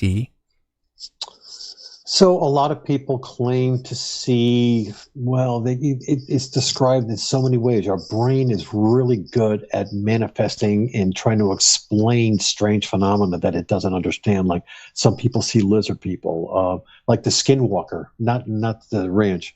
You know, the early Native Americans said that they called them Skinwalkers because that's what they looked like to them. So it manifested to certain people in different ways, and they could look like a lizard person or, you know, some kind of an alien. They don't, you know, it's up to the person to make their determination on what they want to call it. But basically, it's something that is not normal to our everyday life. But your study that you did, how do you compare it against, you know, people like Dr. John Mack or Bud Hopkins? Very similar. I mean, so more they were more on the psychological thing, on the psychological track. You know, looking at that from you know, psychiatry and things like that. You know, where we're really trying to collect data and interpret what people are claiming to be their narratives, right? So, you know, all of these anecdotal type of things that people have claimed for years. What we're trying to do is kind of mix in and make it a scientific thing as opposed to just some anecdotal things that people say, oh, that's interesting. We're trying to put some science behind that. What do you think these entities, if they are entities and not a figment of these people's minds, what do you think is really the whole goal of the thing? I think they're trying to tell us something. I truly believe that the information these people are receiving has to have some kind of meaning. And, you know, right now it's like, if you talk to an ant would not understand you. Maybe we're the ant and we just don't understand what the heck they're saying. But we're going down the road, and as we get smarter and smarter and our technology increases, I think at some point we're going to say, oh, I get it now. Or, you know, maybe in 100 years from now, we might look back and say, wow, we were so stupid. If we could have been listening to these people, you know, to these entities all along and understanding them. But right now we just don't know yet. But we have to keep an open mind. And that's the scientific method, is to keep an open mind and take good data. Well, that's what we need to do, because we need to really prove what is going on. You know, you have, you know, the Congress, you know, disclosure about UAPs. I still want to call them UFOs. I'm going to be honest with you. But, you know, again, to me, that's kind of like a circus, because we haven't been told the truth. They haven't done their, you know, release of information like they claimed on a timely basis. And we're still left in the dark. And what they do hope is that people forget about this stuff, because humans have a short attention span. You know, if you go back and remember about the wall, COVID and what's going on in the Middle East, what's going on in Ukraine, that's all being thrown at us. And, you know, actually, except for the people that want answers on, you know, X and all these different platforms and doing what you're doing, doing what I'm doing, we want answers. But we're not getting any answers. And my feeling is, if we are being visited, all I want to know is, what in the hell do they want with humanity? That's right. I agree with that. And that's the whole idea of this thing, is to understand it, try to understand what they are, and eventually be able to communicate back to say, okay, I understand it, or can you explain more, or something like that. But first you have to understand where it's coming from and why they're doing it, to be able to do that. So that's the road that we have to go down. It's a tough road, but it's a road that right now that we're looking to gather. We received some funding for bringing, believe it or not, up to 10,000 people into the study all over the world. The idea, and the sponsor that provided the funding has given us enough money and said, you have to get people from all over the world. You can't make this about the United States or one little area in Utah or whatever. You have to bring in everybody, because everybody has experiences and sees objects and everything all over the world. And you can't discount anybody. So we were fortunate enough to have somebody that came in and said, let's get 10,000 people and let's get everybody on, doing the same thing, giving us their narrative, showing us what's going on in their daily life, and try to get an answer, try to understand it, and get a publication out there that actually makes it so when we publish this a paper that shows some definitive data, that it's not just pushed down to be just some fringe science or pseudoscience, that it's actually taken very seriously. Well, if it's done worldwide and you get experiencers, their information, that gives you more to put together. Incredible amount of data. Let's face it, this has been going on since man existed. Even in the caves, there's drawings of flying objects and stuff like that. Or let's be honest with you, they wouldn't even comprehend that. But there's those drawings that they drew of that. Now, my concern is, again, if somebody has these experiences, they really, honestly, they have no place to go, either to their medical doctor, to a counselor, to a psychiatrist, or talk to a friend. Yeah, you got MUFON, but they're not set up to say, oh my God, somebody says, I'm being abducted. Then they just kind of refer them over to somebody else. There is no reporting center, really, for people that have had these experiences, what they're going through, what it does emotionally to them for the rest of their life. Have you noticed these people that had these things happen to them? Has it really profoundly changed their life where they actually don't want this anymore? They don't want this because it really messes up their life and thoughts. Most of them. Most of the people. Well, okay, so there's two types. So most of the people want to understand it because they want to put it behind them and move on. And then there's some people that want to understand it and get comfortable with it, because there's sometimes they come away from these experiences very euphoric. They say, wow, this is great. I learned something. I talked to somebody in the future. I learned some information. So there's some people they like it, but they're a little nervous about it because they don't really know what the origins are. And there's some people just deathly afraid of it. And they won't sometimes, and believe it or not, they won't leave their house. They won't tell anybody, very secretive, but the new social media has been opening up, like the Reddit groups and things like that, where you can actually tell people and get some feedback. And there's some really good Reddit subreddits that allow you to do that and give your information and talk to people that are in the same boat you are. And that's scary. I had people on like Terry Lovelace. I don't know if you ever heard of him. He's a former U.S. Assistant Attorney General. And he claimed when he was in the Air Force that they went to a campground. Well, they didn't actually go to the campground. They went down the road and on the other side. But in the middle of the night, they had an encounter of a UFO and they were abducted. And, and he claims he has an implant. He has an x-ray. It shows there's something in his knee that shouldn't be there. But he said it has affected his life ever since. Like when he goes to bed at night, he keeps a gun in his nightstand because he claims that they keep coming back and he doesn't want it. And, again, if this is real, a lot of people are going through a lot of emotional, trauma.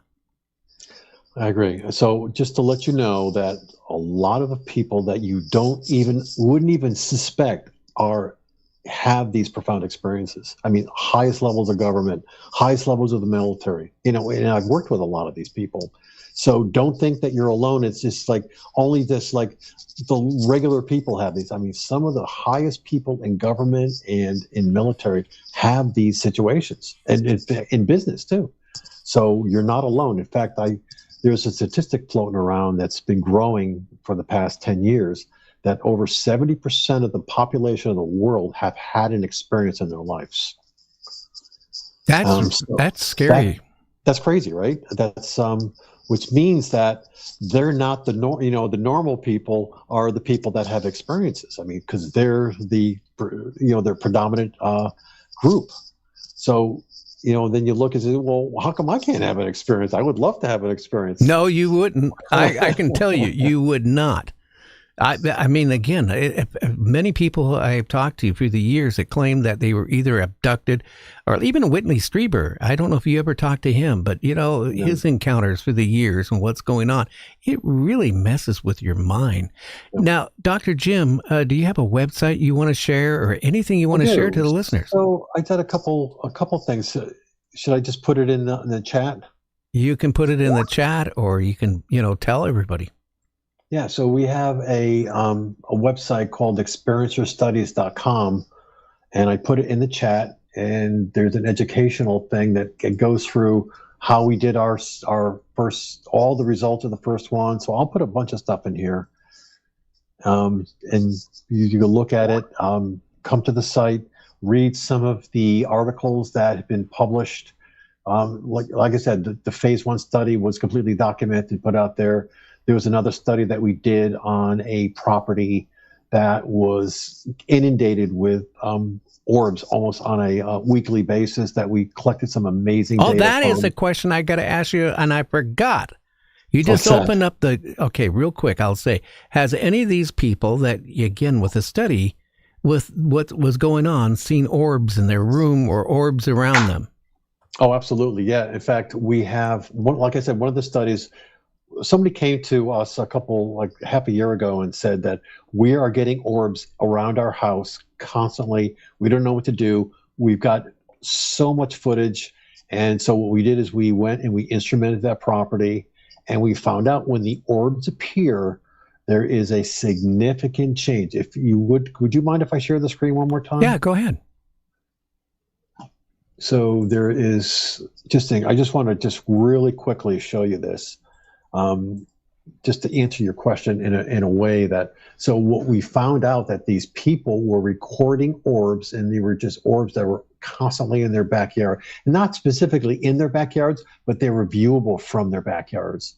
And then the recording equipment actually recorded. So this is like the electromagnetics, or this is the gyroscope during that time. So this purple thing right here is where the orbs actually appeared on the camera.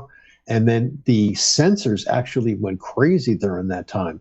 And the magneton, which is our gravity, went crazy at that time.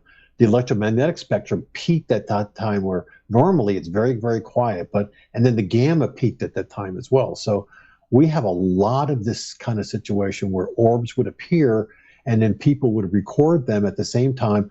Dogs would start barking, things would go crazy, they would feel a little weird, and the equipment would actually, so we have a lot of this information. There are some that, of course, and I'm going to stop sharing now.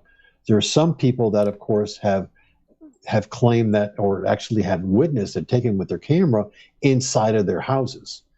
So whatever these things are actually is well beyond our technology. It's passing through walls and things like that, and actually coming inside. So, it's kind of scary, but at the same time, if you know it's there and it's not you're not being you're trying to deal with it. Humans, like I said, have a way of being able to deal with things and eventually get around it. But sometimes it's a scary thing.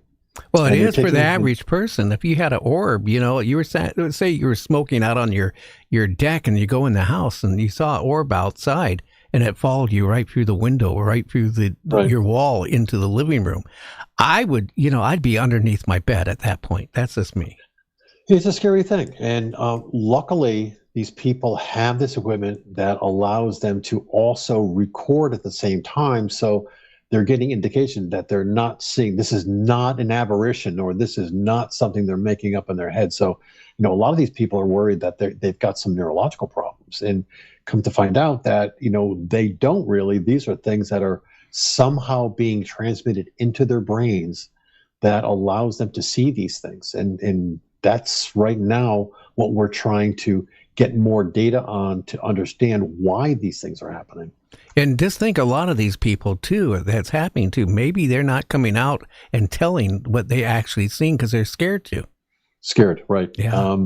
Lately, it's been better because of social media. It's opening up, and the people that are coming out, like Jake, it's being better for them to do that. So this is a good time to be in this study, to be able to do this.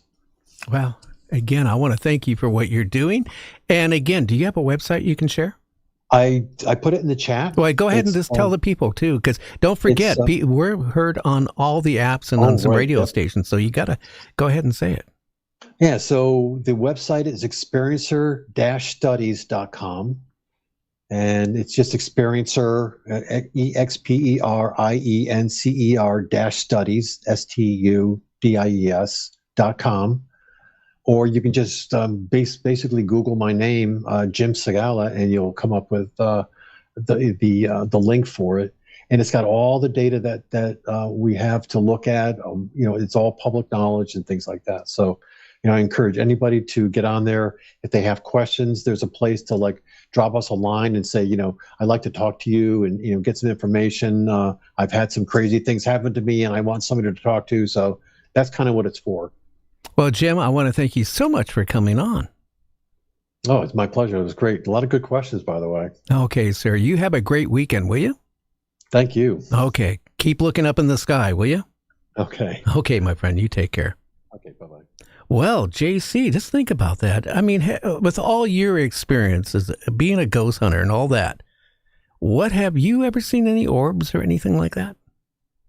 I gotta catch up here, but yes, I have seen orbs. Now, a lot of people say orbs, but they're not really orbs. But I have seen over 30, 40 years what I would call 5 for sure orbs that I can see with my naked eyes, and they were very weird.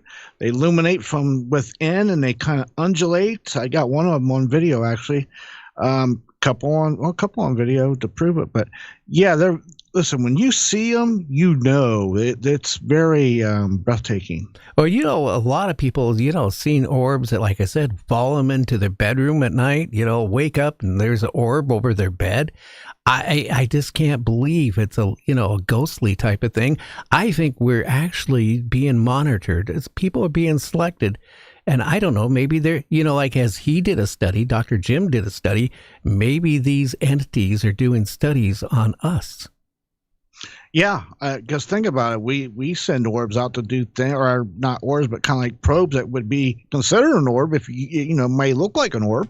Especially go to other planets or wherever. We do it all the time. So yeah, I can see them doing that. Okay, let me play this real quick, and then we'll do a recap.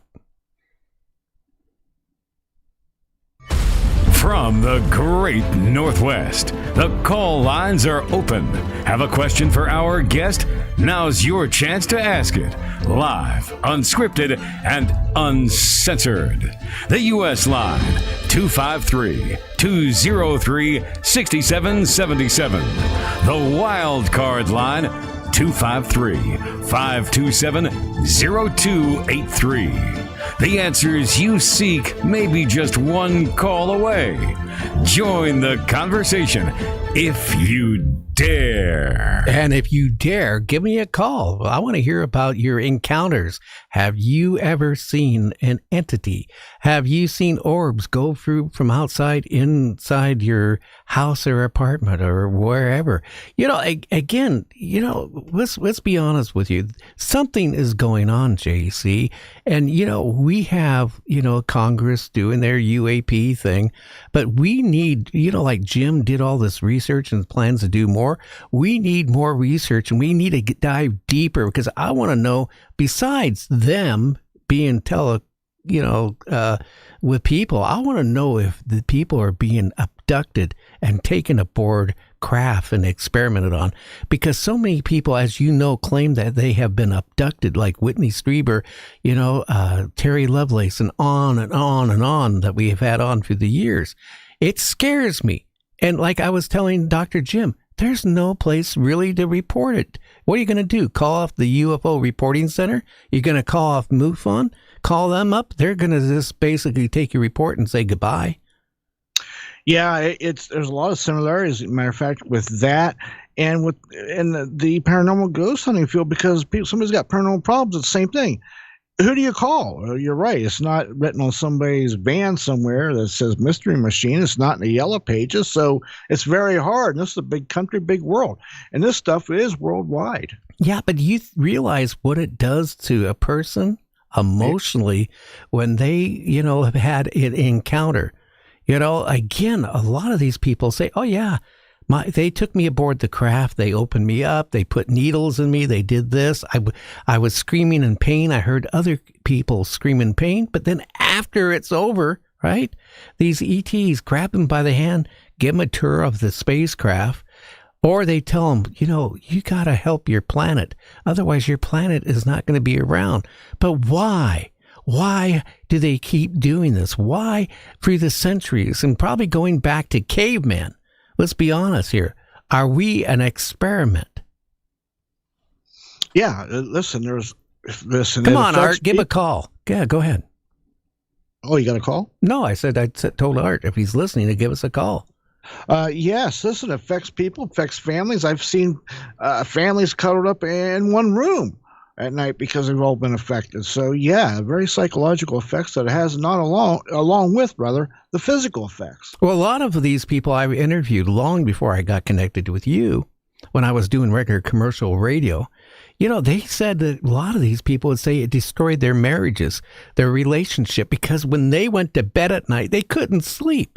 They were worried that they were going to be taken again or something else bad was going to happen. Yes, matter of fact, I know one very well-known person in the field that was abducted, and you know, things were taken from him, and he had lost a wife because they broke up. Because then his girlfriend he didn't kind of tell her everything, and then down the road they started taking him again and messing with her, and it causes problems with the marriage or relationship.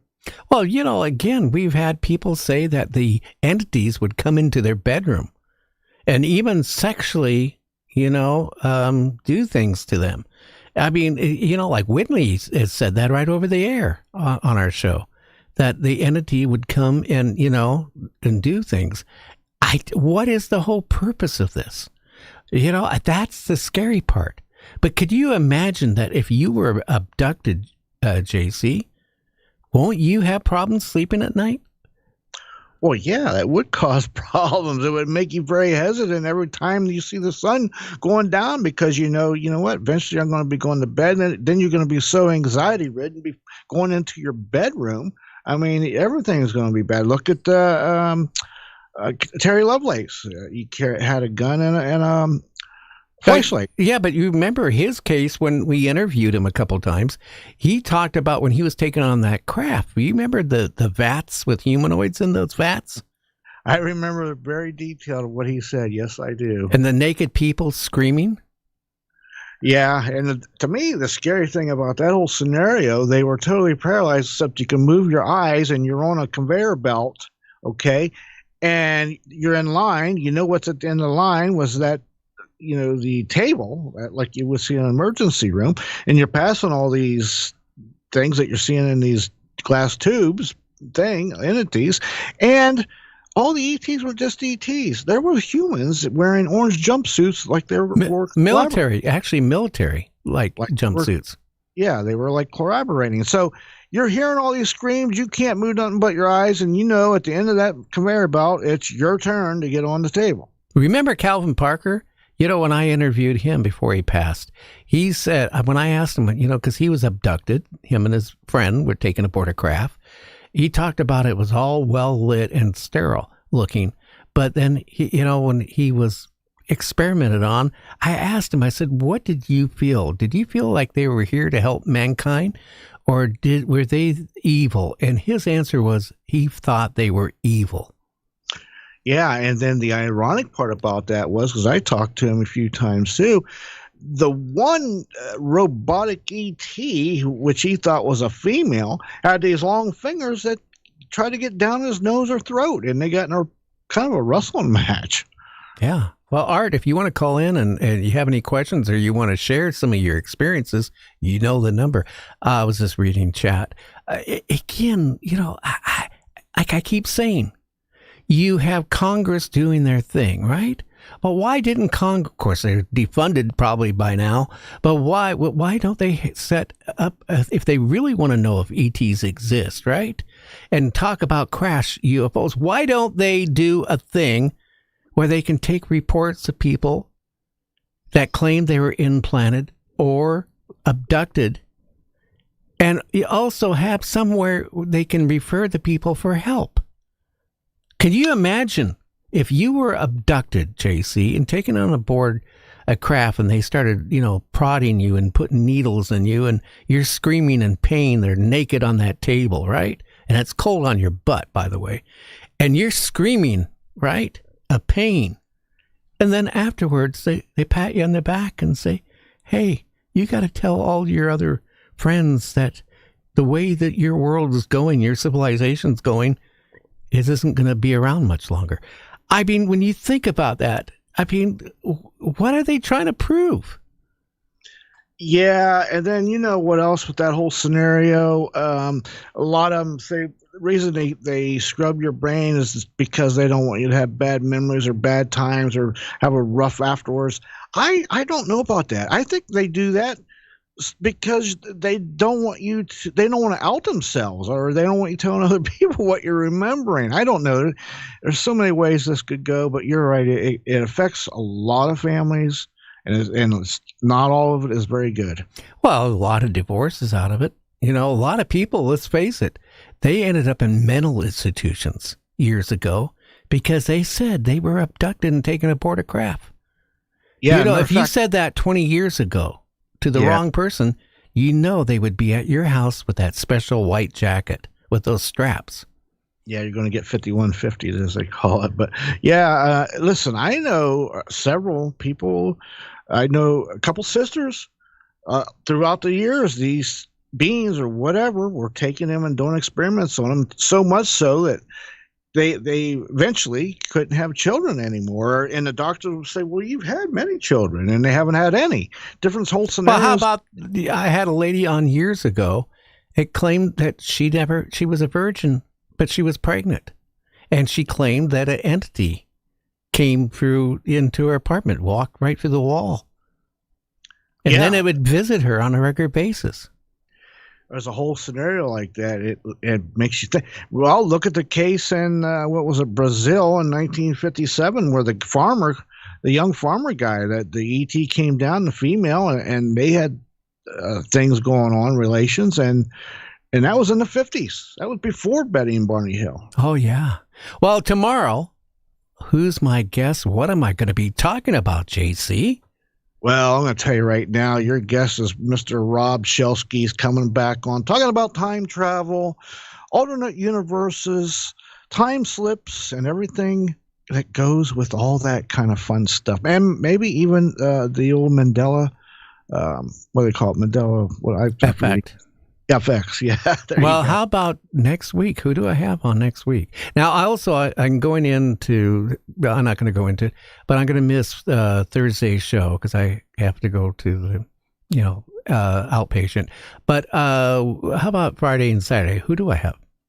We've got John Bilch lined up, and then we got Richard Beckwith coming on. Richard Beckwith, man, he's got a new book coming out. He's going to be talking about that. It's Need to Know the History of Law and Practice and of American Secrecy. That's going to be interesting. And also the following week, who do we have? We got Mr. Paul Wallace coming on, and ET Contact from the Dawn of Civilization. And then we've got Ruta Lee coming on Saturday, April 5th. And then coming up a few weeks later, we got Dean Butler and who else with him? That's in May. We got. Or wait, when is that? No, when that is. I thought it was coming up really short. Must be on a different day. I don't see them. Why are they not on my schedule? Well, ET's come and took it out of your logbook. Did you delete it? No, I did not delete it. I don't see it on there. I haven't deleted anything. Anyway, we got some great guests coming up. Again, check out our website. It'll be updated this weekend at nightdreamstalkradio.com. Make sure you hit the comment section and give us a good comment about the show. Give us a thumbs up. That's very important because our sponsors look at that. And again, if you want the show to keep growing like it is, buy me a cup of tea, 99 cents a month. That helps pay some of the bills. The bigger we get, the more it costs to put the show on. And I'll tell you, we are almost at 260,000 subscribers on YouTube worldwide. You know, they're not all on when we're on live. They watch it at their time zones, but you know, we're averaging, what was like the Friday show? It was like 65,000 views. Yeah, right now it's at 65,000. Yes, sir. And then we also had Richard on, and how many views did we have with him? I think I was at, last I looked, was at 142,000. Yeah, so you know, we're getting there. We got one guest before we sign off. Who do we have? We got Art again. You should have called 10 minutes ago. I've been killing time. Where were you? Oh my gosh! Well, you know what it is? It's that delay thing you got. Well, I'm sorry. If you buy me a cup of tea for 99 cents, I'll shorten the delay. How's that? Hey, you know, I got you a cup of coffee. Didn't you read I got a cup of coffee from you every time. Okay, well, I'll check that. So, you know, again, have you seen any entities? You know, I did not see an entity, but I had a friend when I was in the hospital. I made a friend, I should say. He was a male nurse, and he came in, and we were talking about, because I was watching Ancient Aliens on the television. He goes, "You believe in that stuff?" You know, and I pulled out my phone and showed him some stuff, and he got excited, but he goes, "I'm going to show you something." And he pulled out his phone, and in his house, looking out his front room window, there was a roundish shape type craft, a silver looking. It was moving real fast. It had in the center, it had the white light beaming. I mean, even on the phone, it was so bright, and it was casting shadows of the trees to the neighbors across the street. And as I'm watching this thing, its inside was like soft white, and the window of this craft wasn't blinding, was facing in towards the window. And there were two green aliens standing side by side. They had the large, again, they call it almond-shaped head. And the difference on the other ones that I haven't seen anybody show is their chin came down to their solar plex area. And they're about 4 feet tall.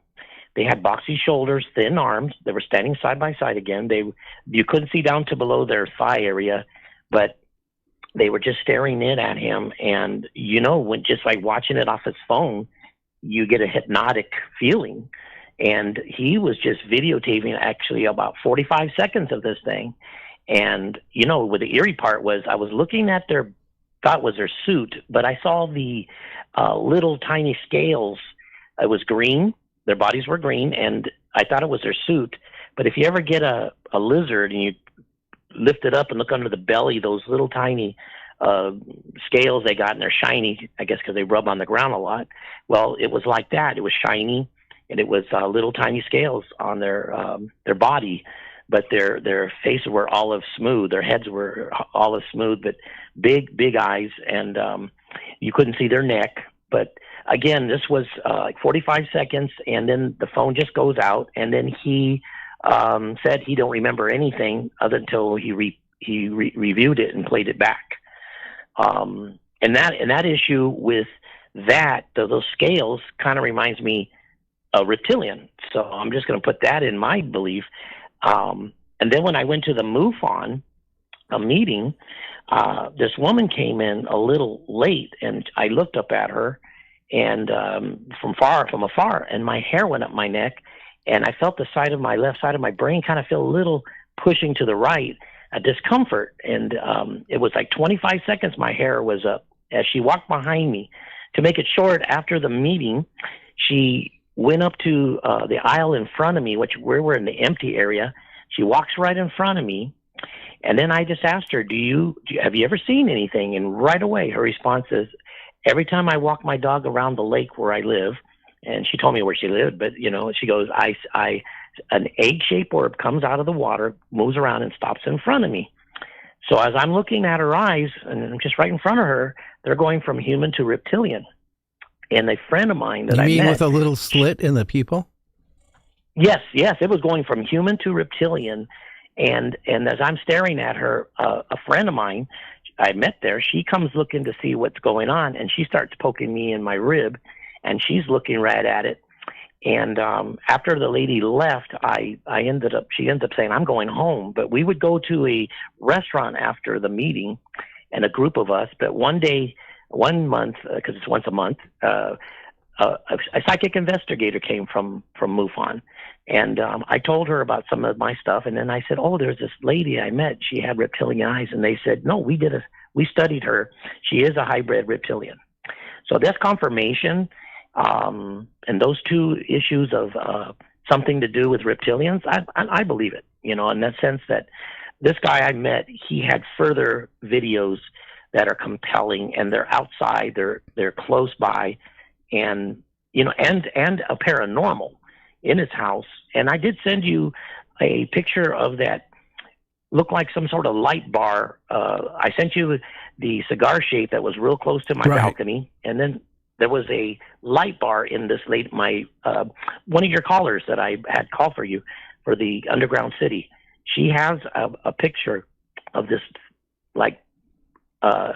glowing like the cigar shaped thing in a way, the way it glows in her apartment. And then she's got compelling video of somebody ducking down on her bed area and some lights on the wall. So if I can get that up, I'll send that to you. She's got that recorded. So amazing that I met her, and she's the one that called your. Art, we're out of time. Why don't you say good night to all the people out there? Oh, no, I want to say thank you, everybody, for listening. It's the greatest. You're the greatest, and yes, and good night to everybody. Okay. Thank you much, Gary. Thanks a lot. Okay, my friend, you take care. Okay, bye. Well, everybody, again, leave a comment on YouTube. That's very important. Give us a thumbs up. We will catch you next week, next Friday on Night Dreams Talk Radio. Tell your friends about us. Everybody, have a good one. We will catch you on the other side. Listening to everything, even Gary's late night show. If you need a friend to talk to, he will always be there. The night